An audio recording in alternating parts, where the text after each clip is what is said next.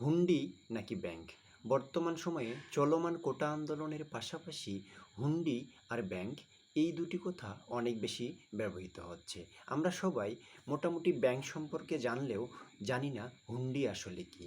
ছোট করে বলে রাখি, প্রবাসীরা তাদের কষ্টে অর্জিত বৈদেশিক মুদ্রাগুলো যখন রেমিটেন্স হিসেবে দেশে পাঠায়, সেগুলোই মূলত বাংলাদেশ ব্যাংকে রিজার্ভ হিসেবে জমা হয়। এখন একদল প্রবাসী ভাই বলছেন তাদের অর্জিত রেমিটেন্স দেশে পাঠাবেন না।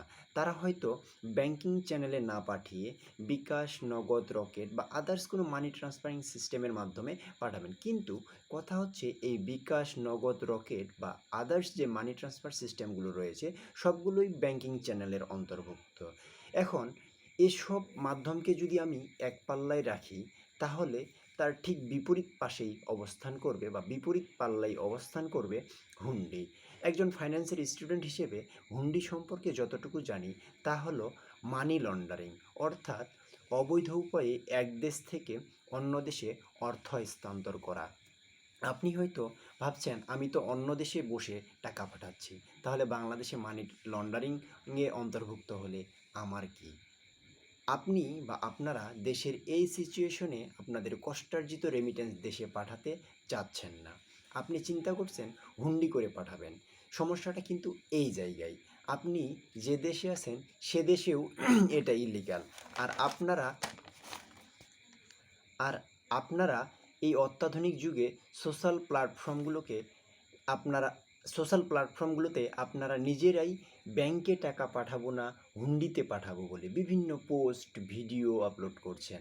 নিজেই নিজের অবৈধ কাজের প্রমাণ তৈরি করে রাখছেন বা অন্যকে না পাঠানোর জন্য এই অবৈধ কাজে উৎসাহিত করছেন। সোশ্যাল মিডিয়াতে এসব হুন্ডিতে টাকা পাঠানোর পোস্ট বা ভিডিওকেই কিন্তু বলে ডিজিটাল ফুটপ্রিন্ট। আর এই ডিজিটাল ফুটপ্রিন্ট পরবর্তীতে আপনার বিরুদ্ধে সে দেশেই কাল হয়ে দাঁড়াতে পারে যে দেশে আপনি এখন অবস্থান করছেন। তাহলে কথা হচ্ছে, সারা বিশ্বে প্রায় ২ কোটি প্রবাসী ভাই বোনেরা আছেন। তারা দিন রাত খেটে উপার্জিত অর্থ কী করবেন? এই স্বাধীনতাটুকু কি তাদের নেই? আমি বলবো অবশ্যই আছে। আপনি একজন প্রবাসী, আপনি একজন রেমিটেন্স যোদ্ধা। আপনার কষ্টার্জিত অর্থগুলো আপনি কিভাবে পাঠাবেন সেই ডিসিশন আপনার। আদৌ দেশে পাঠাবেন কিনা সেই ডিসিশনও আপনার। সর্বোপরি এখন দেশে পাঠাবেন কিনা সেই ডিসিশনটাও আপনার।